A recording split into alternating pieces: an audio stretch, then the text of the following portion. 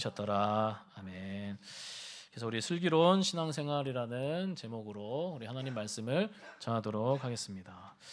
자, 우리가 이제 어렸을 때, 좀 젊었을 때와 달리 이렇게 이제 세월이 흐리고 또 나이가 들면은 또 많이 배우기도 하고 여러 가지 우리가 지식들도 공부도 하면서 또 여러 공동체 안에서 사람들과 또 부대끼면서 관계를 맺으면서 많은 것들을 우리가 경험하고 또 배우기도 합니다.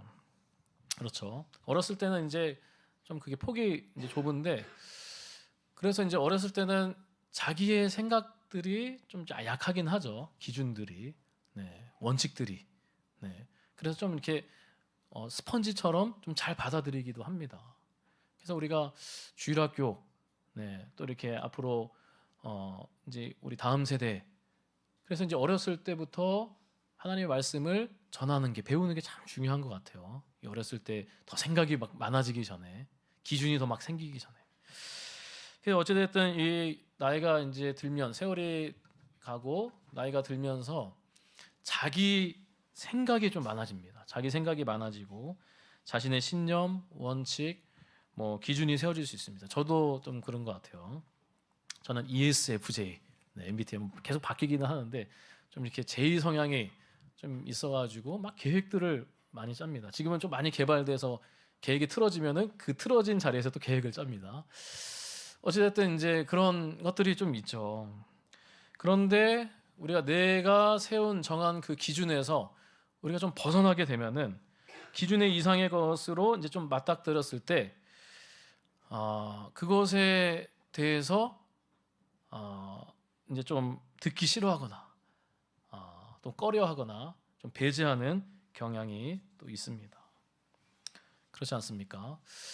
그래서 우리가 자신의 이제 고집, 이제 기준, 전통, 또 부모의 영향, 또 여러 가지 이제 배경, 여러 가지 이제 것들이 있는데, 특히 이제 이 성경과 이 예수님에 관하여 그런 것들이 막 이제 밀려왔을 때, 예수님에 관하여 있는 것들이 밀려왔을 때, 우리가 이제 이렇게 생각할 수 있는 것이죠. 많은 사람들이, 여러분들은 이제 안 그러시겠지만, 많은 사람들은 예수님은 그냥 단지 우리 인간보다 조금 월등한 분이다, 그냥 이런 것들 이제 나올 수 있는 것이죠. 예수님은 하나님이 아니시다, 그냥 신화에 나오는 사람들이 만든 존재일 뿐이다. 그냥 내 기준이 있는 것이죠. 내가 배웠던 것, 내가 연구했던 것, 여러 가지 책들을 통해서 이렇게 기준을 삼고 있는데, 예수님이 이런 분이시다, 예수님에 관한 이야기가 들려올 때, 하나님의 말씀들이 들려올 때, 진리의 말씀들이 들려올 때 이런 반응들이 나타날 수 있다는 것입니다. 왜냐? 이 선입견이 있기 때문에, 기준이 있기 때문에. 성경이 무슨 진리냐? 과학적, 합리적 근거가 전혀 없는 단순한 책일 뿐이다. 이런 선입견이 있기 때문에 예수님이 누구신지 제대로 알지 못하는 것입니다. 받아들여야 되는데 알지 못하는 것이죠. 그리고 예수님이 무엇을 행하셨는지 모르고 순수하게 받아들이지 못합니다. 도리어 이제 예수님을 이제 욕하는 것이죠. 더 나아가 예수님을 믿는 자들에게 예수쟁이라고 그렇게 말하면서 핍박하는 경우도 있습니다. 그러니까 예수님이 내 안에 받아들이지 않으니까, 그러니까 어떻습니까? 그 예수님 안에 있는 그런 은혜를 경험하지 못하는 것입니다. 누리지 못하는 것이죠. 물론 이단과 거짓 사상도 있기 때문에 이제 좀 더 이렇게 꺼려하는 경우도 있죠. 그래서 물론 이제 목회자의 부재가 또 있을 수 있습니다. 그래서 이제 목회자와 교회가 정말 분명한 교리, 명백한 교리와 복음을 잘 전해야겠죠. 어쨌든 무엇보다 자신이 가지고 있는 잘못된 기준이 크기 때문에 이렇게 받아들이기가 쉽지 않는 것입니다. 이것을 한마디로 또 불신앙이라고 또 얘기할 수 있습니다. 자, 오늘 본문에서는 예수님에 관한 선입관을 버리고 예수님을 받아들여야 한다는 사실을 요청을 합니다. 우리 1절, 2절을 우리 참고 구절 1번에 우리 1절, 2절을 한번 읽어볼까요? 네, 읽겠습니다. 시작. 예수께서 거기를 떠나사 고향으로 가시니 제자들도 따르니라. 네, 이렇게 알고, 그리고 2절 앞에 부분만 읽을게요. 시작.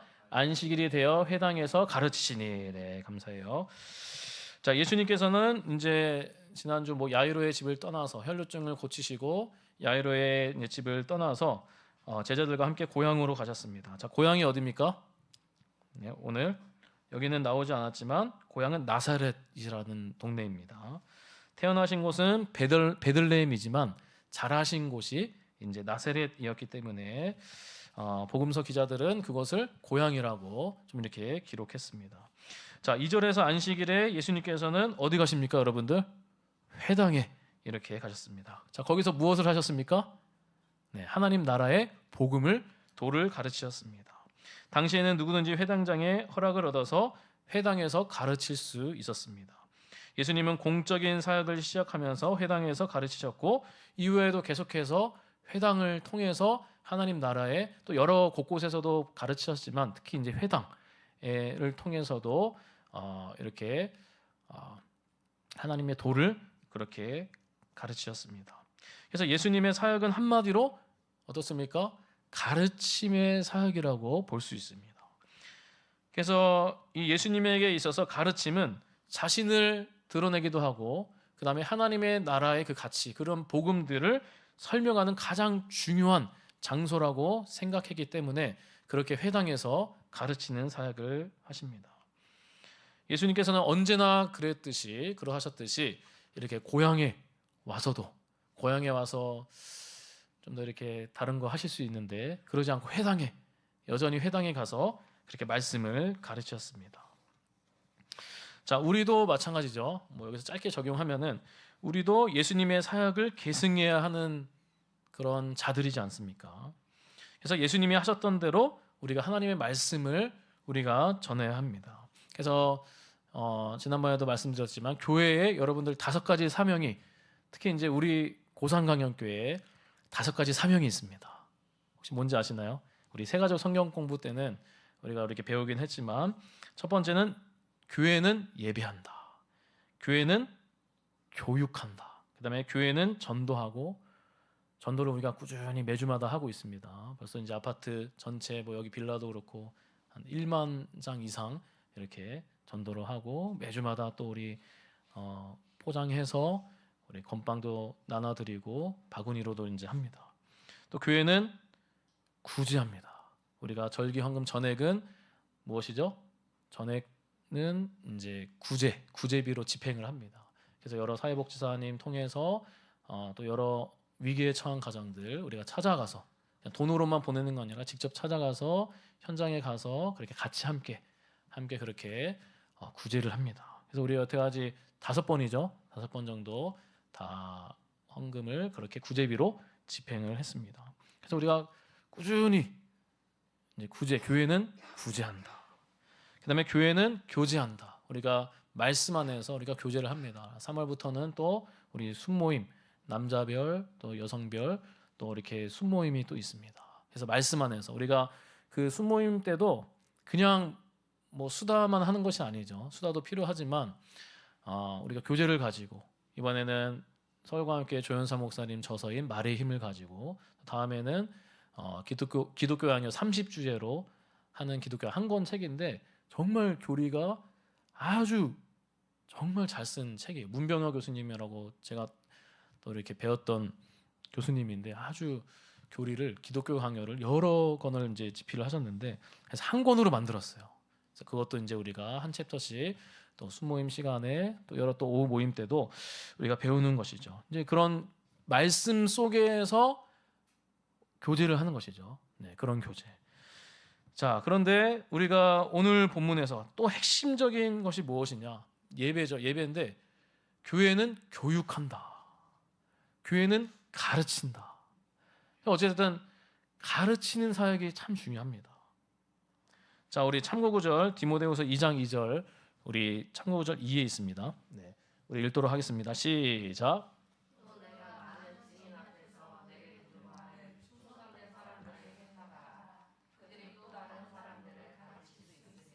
아멘.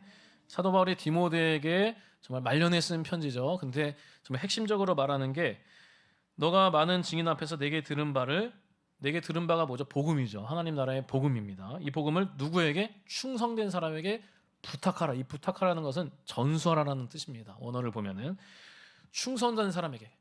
정말 많은 사람들이 여러 가지 거짓 사상 이단에 빠져서 막 나가버리고 그렇게 흔들고 그런 시대 가운데 너는 많이 없어도 된다. 한 사람이라도 충성된 사람에게 복음을 가르쳐라. 전수하라. 네. 그 한 명이 뭐라 하죠? 그들이 또 다른 사람을 그 한 명이 또 다른 사람을 가르칠 수 있다. 이 한 명이 정말 중요합니다. 그래서 우리가 한 명을 우리가 제대로 정말 복음 안에서 잘 세우면은 그 사람이 충성된 그 사람이 또 가르칠 수 있다는 것이죠. 많이 막 인원이 왔는데 가르침이 없어요. 그냥 행사만 있고 프로그램만 있고 그냥 찬양만, 그냥 감정적인 그냥 찬양만 그렇게 있으면 안 된다는 것이죠. 복음을 가르쳐야 되는 것이죠. 예수님도 가르치셨습니다. 어떻게 해서든 제자들을 가르치시고 많은 무리들을 가르치셨습니다. 이 가르치는 사역이 중요한 사역이었습니다. 그래서 여러분들도 저도 마찬가지고 이런 가르치는 사역, 네. 그리고 여러분들도 나중에 잘 세워져서 교사가 되고 그래서 우리 아이들을, 네. 우리 또 순원들을 잘 가르쳐야 됩니다. 말씀 안에서. 그럴 때 정말 하나님의 놀라운 능력이 있고 은혜가 있을 줄을 믿습니다. 그래서 이 중요한 사명에 함께 지어져가는 우리 고상 강양교회 되시기를 주님의 이름으로 축복합니다. 자, 우리 2절 3절을 이제 또 보면은 2절 3절은 사람들의 놀람과 불신앙을 좀 볼 수 있습니다. 자, 예수님께서 말씀을 가르치셨는데 사람들의 반응이 여러분들 어떻습니까? 우리 마가복음 6장 2절 3절을 우리 다시 한번 소리내어서 읽도록 하겠습니다. 2절 3절입니다. 시작.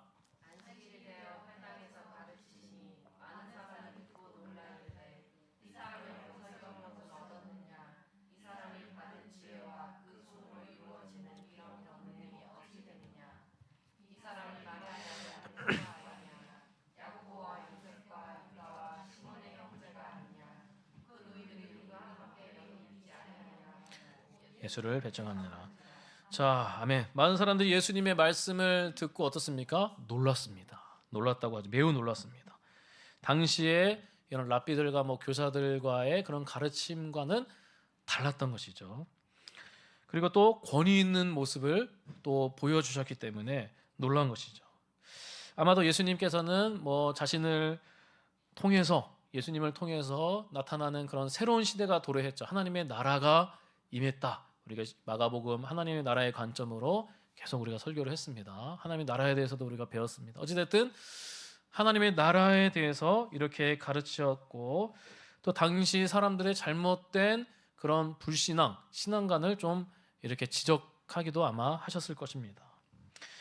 그래서 이 고향 사람들은 예수님께서 가르치신 말씀의 권위에 대해 놀라운 반응이 있었죠. 놀라운 반응은 있었으나 그러나 어떻습니까? 그것을 인정하지 않았고 믿음으로 연결되지 않았습니다. 네. 오히려 그러한 놀라운 가르침은 그들에게 회의적인 그런 불신만 낳았습니다. 자, 그들은 고향 사람들은 그 회당에서 말씀을 들은 사람들은 크게 두 가지를 몇 가지를 문제시했습니다. 자, 그것이 무엇입니까? 자, 첫째는 예수님의 말씀의 능력에 대해서, 능력의 그 출처에 대해서, 네, 그런 것에 대해 문제시했습니다. 우리 6장 2절을 우리 다시 한번 읽어볼까요? 네, 참고 구절 3에 있습니다. 마가복음 6장 2절 읽겠습니다. 시작.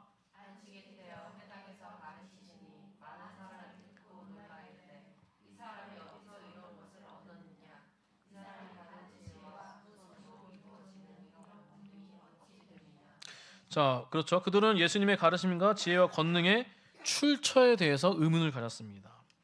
그들이 그것을 몰랐거나 궁금해서 의문을 그렇게 제기하기보다는 어떻습니까? 예수님의 말씀과 능력을 무시하려는 그런 의도가 우선적으로 작용됐던 것 같습니다.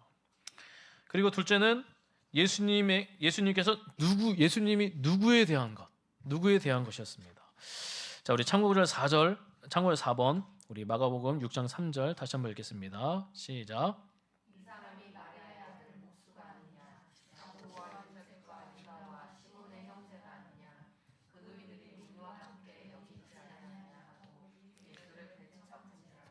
아멘. 자, 예수님이 두 가지 이제 문제시를 했다 그랬죠. 첫 번째는 뭐였죠? 예수님의 말씀과 능력의 출처. 네. 출처에 대한 것. 그리고 예수님이 누구인지에 대한 것. 네. 예수님이 누구인지에 대한 것.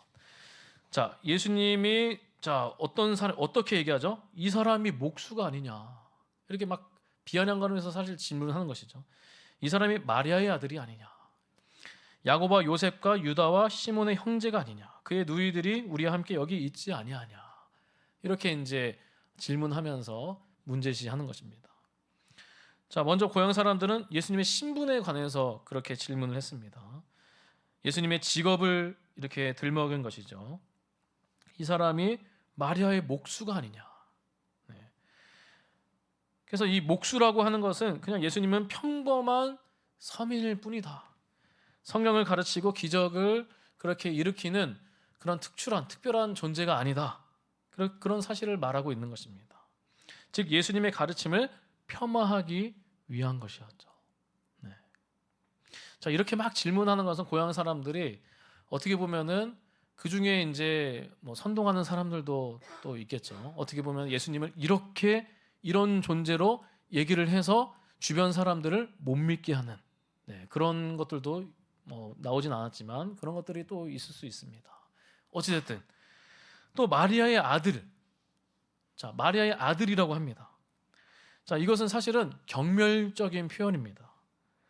자 당시 유대는 이제 가부장적인 그런 이제 사회였기 때문에 아버지의 이름을 이제 누구의 이제 아들 얘기할 때 누구의 아버지의 아들이다 이렇게 얘기하는 것이 사실 상식입니다. 이렇게 언급을 해주는 게 중요합니다.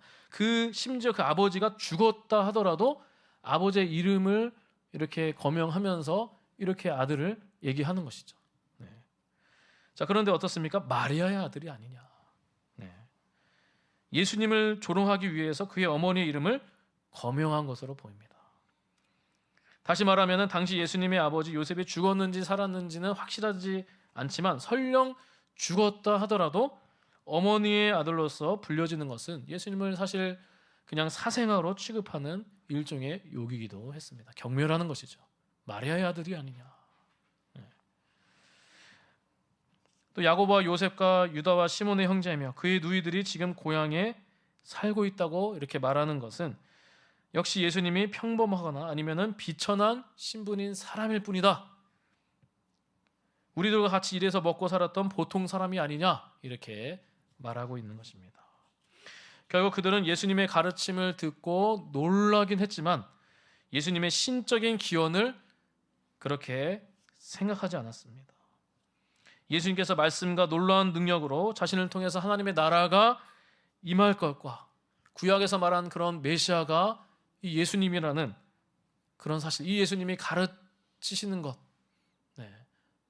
이렇게 구약 성경을 통해서도 많이 보여주셨지만 그것을 인정하지 않고 오히려 멸시했습니다. 자 그리고 어떻습니까?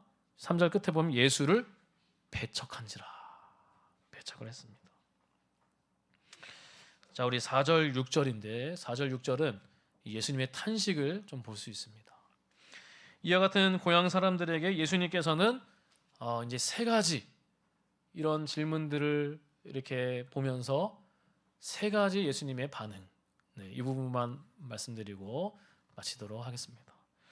자, 예수님께서는 세 가지 반응을 보이셨습니다. 자, 첫째는 예수님께서 그들에게 뭐라고 말씀하셨죠? 그들에게 이제 말씀하셨는데 우리 4절을 우리 보도록 하겠습니다.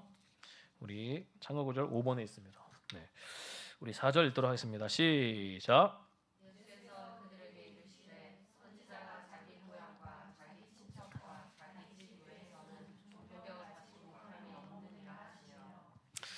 이것은 이제 속담 격언이기도 하죠. 모모 외에는 존경받지 않은 선지자가 없다.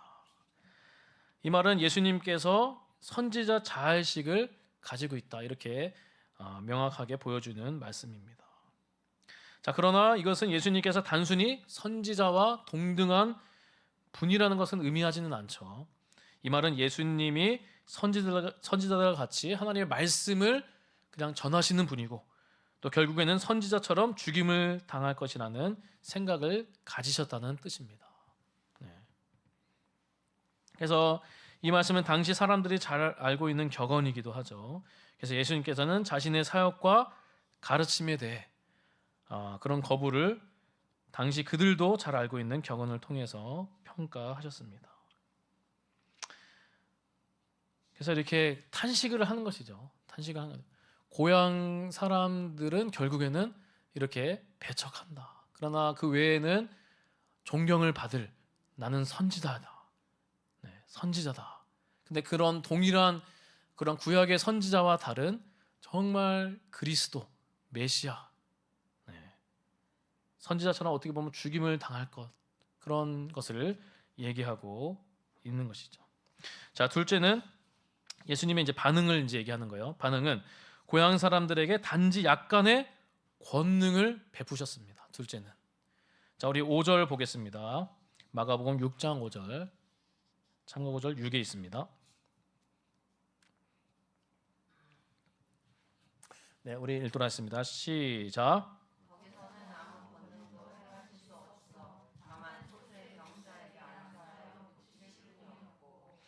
아멘. 예수님께서는 이제 행동의 제약을 받으셨습니다.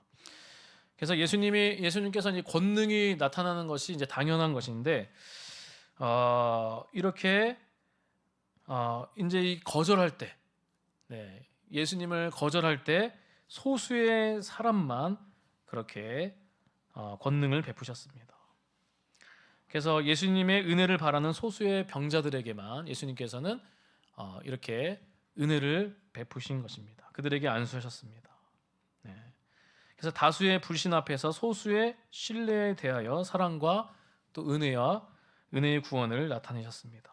그래서 고향 사람들에게는 정말 이렇게 예수님을 배척을 하니까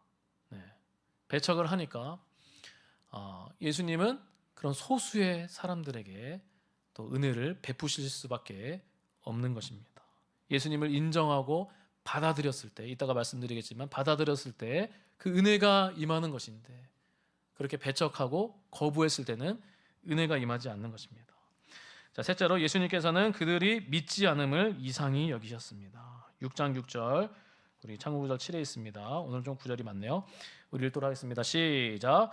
그들이 믿지 않음을 이상히 여겼더라. 이에 모든 촌에 두루 다니시며 가르치시더라.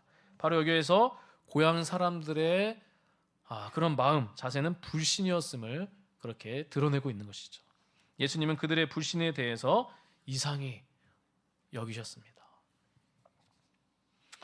자, 우리 마지막으로, 그렇다면은 이 예수님께서는 고향 사람들이 예수님을 배척하고 그들의 믿음을 이상하게 여기셨습니다. 자, 그 이유가 무엇일까요? 그 불신앙의 궁극적인 그런 이유가 무엇일까? 예수님의 고향 사람들이 예수님을 배척한 그런 궁극적인 이유가 무엇일까요? 자, 그 근거가 무엇일까? 우리 4절의 말씀에서 근거를 찾을 수 있는데, 그것이 무엇입니까? 우리 4절을 우리 한번 읽도록 하겠습니다. 마가복음 6장 4절 시작.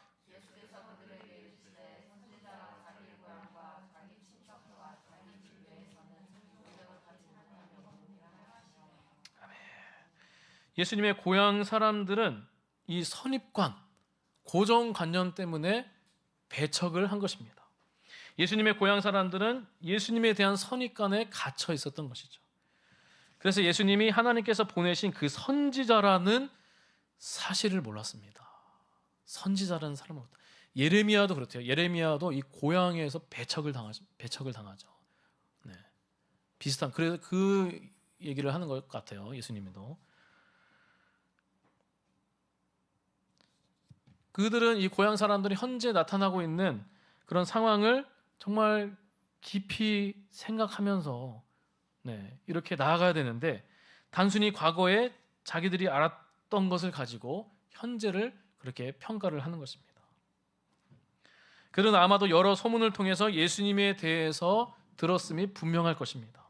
또한 직접적으로 예수님의 말씀과 능력을 그 행하는 것들을 보았을 것입니다. 그럼에도 불구하고 그들은 이전에 예수님에 대하여 가졌던 그런 선입관을 버리지 않은 것입니다. 그래서 예수님과 또 예수님을 통해서 임하게 되는 하나님의 나라를 경험하지 못하는 것이죠. 인정하지 않았기 때문에. 자, 이런 것들은 당시에 이제 바리새인들, 서기관들도 마찬가지예요.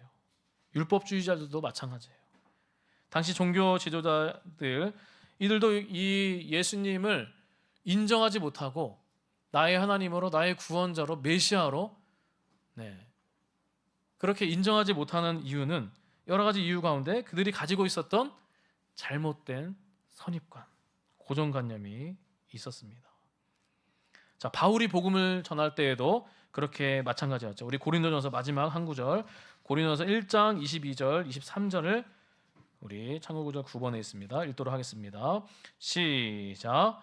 유대인은 표적을 구하고 헬라인은 지혜를 찾으나 우리는 십자가에 못 박힌 그리스도를 전하니 유대에게는 거리끼는 것이요 이방인에게는 미련한 것이로되. 자, 뭐라고 얘기하죠? 유대인들이 또 이방인들도 예수님을 받아들이지 않았던 핵심적인 이유가 메시아에 대한 잘못된 선입관, 그런 고정관념이 있었기 때문입니다. 유대인은 그냥 표적만 구합니다. 그래서 예수 십자가에 못 박힌다, 예수님이 십자가에 못 박힌다는 것은, 자, 예수님이 구약에도 그렇게 나와 있죠. 그런 언약 사상들이, 메시아 사상들이 그렇게 나와 있었죠. 예수님이 죽으셔야만 우리에게 구원을, 하나님의 의를 베푸실 수 있는 건데, 예수님이 죽는다는 것은 그냥 거리끼는 것이에요. 거리끼는 것. 미련한 것이고, 십자가에서 예수님이 죽으신다는 것은 거리끼는 것입니다. 표적만 구합니다. 그냥 예수님이 오셔서 그냥 나에게 뭔가 정치적인 메시아예요. 이 땅에 와서 이 로마로부터, 그 당시에 로마로부터 그냥 그 압제된 것을 해방시켜줄, 그리고 내가 그 예수님과 함께 한 자리, 예수님 제자들도 마찬가지였죠. 그냥 한 자리 차지하는 것. 또 내가 잘 먹고 잘 살게 되는 것. 그냥 예수님이 어떻게 보면 이제 이런 또 기복신앙으로 갈 수도 있는 것이죠. 예수님이 나에게 먹을 것을 주셔야 이 땅의 모든 문제들을 해결해 주시는 분, 이렇게만 생각하는데, 근데 예수님이 십자가에서 죽는 거예요.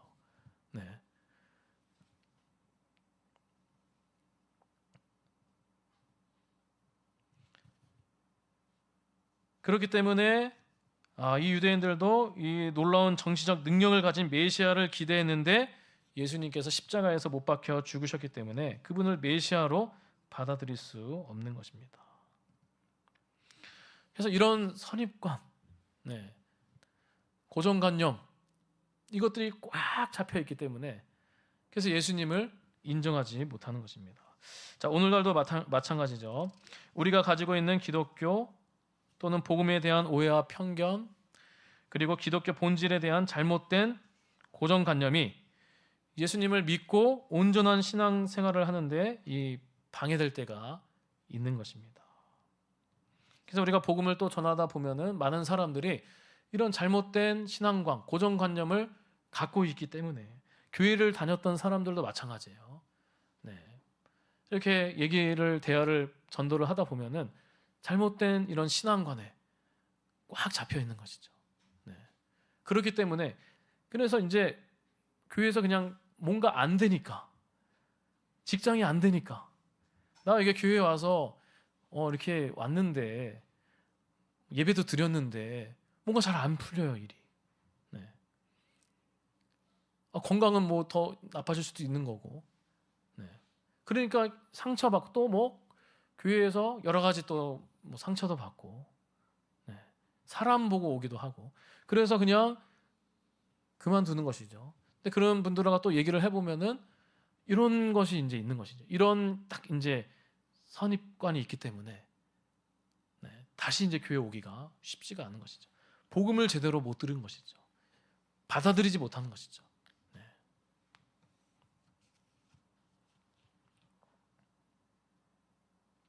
자, 여러분들, 예수님은 어떤 분이십니까? 그냥 인간일 뿐이십니까? 그냥 우리와 동일하게 이 땅에 와서 목수의 아들이 아니냐, 마리아의 아들이 아니냐, 그냥 같은 가족들 아니냐. 자, 예수님은 여러분들 어떤 분이십니까? 자, 여호와의 증인, 예전에 얘기한지 모르겠지만 여호와의 증인은 예수님을 하나님으로 인정하지 않습니다. 삼위일체에서 이제 걸려버리거든요. 자, 예수님은 그냥 인간보다 좀 우월한 존재다. 아주 우월한 존재다. 일신론이에요. 여호와의 증인도 이슬람과 같이 일신론이에요. 네. 그러나 예수님을 하나님으로 인정하지 않아요. 하나님을 절대 인정하지 않습니다. 네. 예수님은 그냥 인간일 뿐이다. 결국에는 그냥 하나님의 아들, 그런 이제 막 본문 얘기하면서 그냥 하나님의 아들 얘기하는데, 우리는 하나님의 아들은 하나님과 독특한 관계에 있는 거예요. 삼위일체 하나님이시라는 뜻이에요, 사실은. 네. 그래서 예수님이 나의 하나님이시고 예수님은 하나님이십니다. 나의 주님이십니다. 그리고 저 여러분들을 위해서 다른 게 아니에요. 저 여러분들의 죄값을 치르기 위해서 십자가에서 죽으시고 죽으러 가신 것이죠. 그리고 부활하시고 하늘 우편에 앉아 계셔서, 승천하셔서 하늘 우편에 앉아 계셔서 우리의 주가 되셨습니다. 그래서 예수님을 나의 주님으로 믿는 거. 때로는 환경이, 상황이 좀 이렇게 부족하고 어렵더라도 잘 안 될 수도 있습니다. 그러나 우리에게 사실은 모든 것을 주셨습니다. 여러분들 모든 것을 주시지 않았습니까? 사실 우리가 기도 제목 또 이렇게 기도를 할 때도 사실 이렇게 기도해야 돼요. 먼저는 하나님이 이미 나에게 모든 것을 다 주셨습니다. 우리가 지난주에도 복음에 대해서 잘 말씀을 드렸지만 정말 이 예수님의 이 십자가의 그 희생이 값싼 희생입니까? 네. 하나님은 또 어떻습니까? 또 예수님이 이 땅에 오셔가지고 모든 물과 피를 다 쏟으시고 배척당하시고, 네. 그렇게 구타당하시고 십자가의 길을 걸어가시고, 또 하나님과 단절되는 일시적인 단절이지만 그렇게 엘리 라마 사박다니, 정말 영적인, 정신적인, 육체적인 고통을 다 당하시면서 저 여러분들을 살리기 위해서, 하나님의 의를 주기 위해서, 네. 그래서 의를 성취하시지 않았습니까? 그래서 우리가 예수 그리스도를 나의 주, 나의 구원자로 믿는 자마다 하나님의 의가, 예수님이 성취하신 의가 우리에게 덧입혀지는 거예요. 네. 나는 드릴 게 뭐가 있습니까, 여러분들? 네, 이중전가라고 하는데 나는 드릴 게 죄밖에 없어요, 사실은. 예수님에게 죄를 드리는 거예요. 죄의 전가. 그래서 예수님은 우리에게 뭐를 주시죠? 의를 주신다. 그래서 의의 전가, 이중전가라 그러죠. 죄 용서 받는 거예요. 우리가 회개하고 주님 앞에 나아갈 때 우리는 죄 용서 받고 하나님의 의를 덮는다. 그렇기 때문에 우리는 이 땅에 살면서 사실은 뭐 여러 가지 이제 많이 힘든 게 있어요. 세상을 보고 혼란스럽고 여러 가지, 우리가 이제 계속 정세를 위해서 기도해야겠지만, 네, 나라를 위해서도 많이 기도해야 됩니다. 그렇지만 우리가 세상을 보고 사람을 보고 환경을 보고, 그래서 우리가 낙심할 수 있습니다. 절망할 수 있습니다. 내가 소망이 있나? 이 땅에 사는 나라 소망이 있나? 그런데 여러분들 이미 소망을 주셨습니다. 기도할 때 그래서 우리가 이미 모든 것을 다 주셨습니다. 자기의 아들을 아끼지 않냐고 다 내어주셨습니다. 그래서 일단은 우리의 입술에서는 감사가 나야 돼요. 우리가 예배드리는 것도 그냥 뭔가를 얻기 위해서, 뭔가를 받기 위해서, 현실적인 뭔가를 얻기 위해서, 그것도 중요합니다. 근데 먼저는 하나님의 은혜에 감사해서 우리가 예배드리는 것입니다. 당연한 것이에요. 하나님의 은혜에 감사해서 예배드리는 것이다. 그리고 이제 한 가지 더 기도한 거, 이미 하나님 다 주셔서 너무나 감사하지만 그러나 하나님 또 구해봅니다. 네. 또 여러 가지 현실적인 우리 자녀, 또 뭐 아기 양육, 또 잉태, 뭐 여러 가지 우리가 임신 할 수 있도록, 또 여러 가지 또 우리 문제들 많잖아요. 자녀의 문제들, 또 직장에서 관계, 몸도 건강, 그런 걸 또 구하는 것입니다. 네.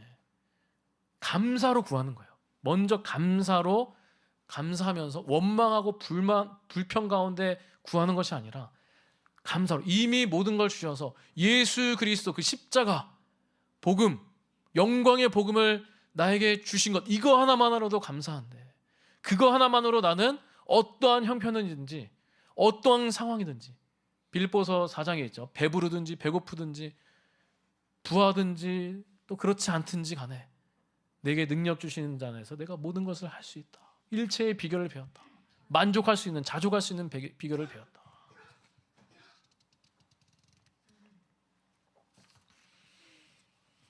그래서 우리가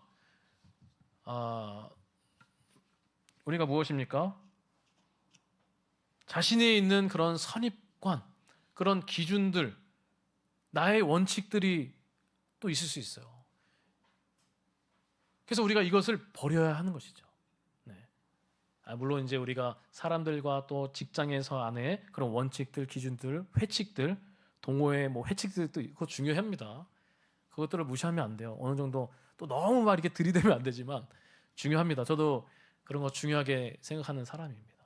그러나 하나님의 말씀 앞에서는, 복음 앞에서는, 거짓 이단 앞에서는 아니에요. 네, 이단 사상에서는 안 되고, 하나님 진리의 성경 말씀 앞에서는 우리가 선입관, 기준들을 버려야 하는 것이죠. 네. 하나님의 교리를, 네. 그래서 예수님이나 예배나 우리가 말씀이나 성경 공부나 우리가 겸손한 마음을 가지고, 네, 겸손한 마음을 가지고 하나님 앞에 나아가는 것입니다. 나 이 정도 다 해봤어. 난 이런 경험이 있어. 나는 많이 배웠어. 다 알아. 이렇게 나가는 것이 아니죠. 성경 나 이거 한 몇십 독 했어. 아니에요. 다시 읽어도 똑같은 본문을 또 읽어도 하나님이 또 다른 은혜를 주십니다. 한 구절을 읽더라도 우리가 겸손한 마음으로 주님 앞에 나아가는 것이죠. 예배를 드릴 때도, 성경을 배울 때도, 교리를 배울 때도, 그냥 여러 가지 선입관, 그런 것들을 내리고 주님 앞에 우리의 모든 것들을 다 내어드리는 것입니다. 의심하고 또 여러 가지 의도를 가지고 그렇게 고향 사람들처럼 나가는 것이 아니죠. 예수님이 오셨을 때 우리가 진실한 마음으로, 겸손한 마음으로 다 내려놓고 주님 앞에 나의 주, 나의 하나님, 나의 구원자, 나의 메시아 그리스도, 예수님은 나의 그리스도이십니다. 예수님은 나의 주님이십니다.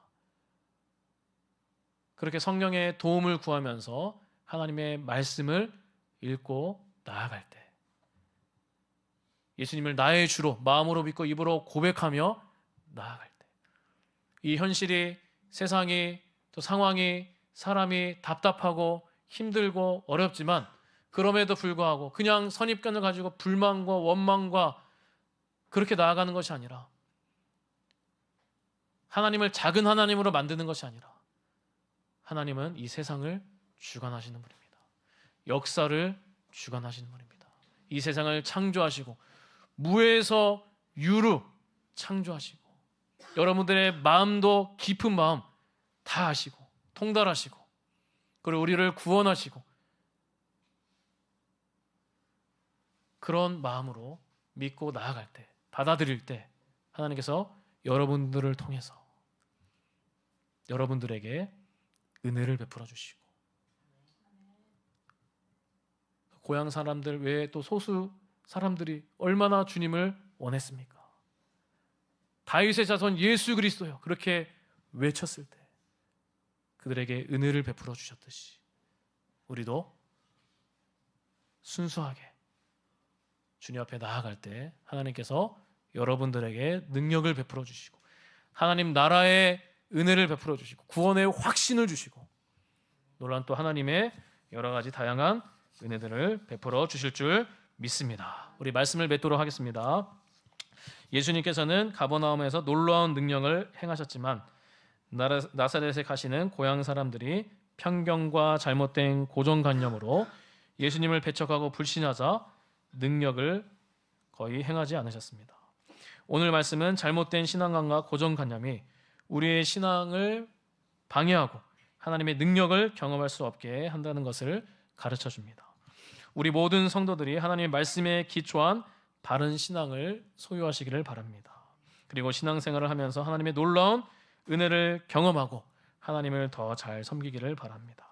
우리의 잘못된 생각과 믿음의 본질에 대한 선입관 그리고 잘못된 고정관념을 버려야만 예수님을 만날 수 있고 바람직한 또 슬기로운 신앙생활을 할 수 있고 하나님의 놀라운 은혜를 경험할 수 있을 줄 믿습니다. 아멘. 우리 아침 한개 눈앞 가리듯 우리 함께